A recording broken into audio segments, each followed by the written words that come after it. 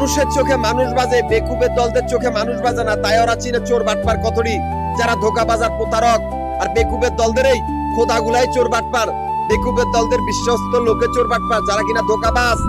এজন্য বেকুবের দলগুলা সেই টাঙ্কিতে বলে, যে টাঙ্কিটা মৃত্যুকূপ।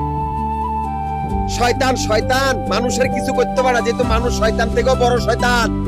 শয়তানের অনুসারী গুলারে শয়তান ফাঁদে পালায়, আর শয়তান নিজেই সেই ফাঁদে যায় পড়ে।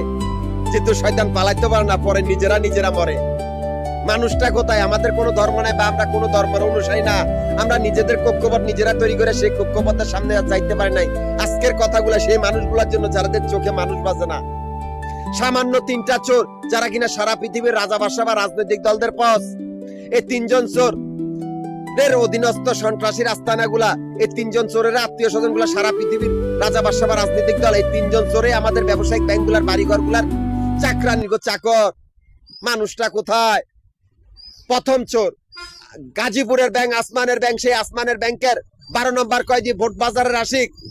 সে আসমানের ব্যাংকের আরেকজন কয়েদি ভোট বাজারের কাউয়া দীপু আসমান। সে আসমানের ব্যাংকের বাড়িঘরের চাকরানি, গাজীপুরের রাজরানী। দ্বিতীয় ব্যাংক জমিনের ব্যাংক, ঢাকা সিটির ব্যাংক জমিনের ব্যাংক। জমিনের ব্যাংকের 11 নম্বর কয়েদি মিরপুরের বাদশা আশিক। জমিনের ব্যাংকের আরেকজন কয়েদি মিরপুরে কাউয়া দীপু, যে নিজেই জমিনের ব্যাংকের এই বাড়িঘরের চাকরানি, ঢাকা সিটির রাজরানী, সে কিনা ঢাকা সিটির কুইন। সেই জমিনের ব্যাংকের বাড়িঘর গুলার চাকরানি। পৃথিবী ব্যাংক, নারায়ণগঞ্জের ব্যাংক পৃথিবী ব্যাংক, সেই ব্যাংকের 10 নম্বর কয়েদি নারায়ণগঞ্জের আশিক, যে কিনা হোটেলের মিসিয়ার। সে নারায়ণগঞ্জের ব্যাংকের আরেকজন কয়েদি নারায়ণগঞ্জের কাউয়া দীপু, সে নিজেই পৃথিবী, সে পৃথিবীও কয়েদি। সে নারায়ণগঞ্জের ব্যাংকের পৃথিবী ব্যাংক, সেই পৃথিবী ব্যাংকের বাড়িঘরের চাকরানি, নারায়ণগঞ্জের রাজরানী।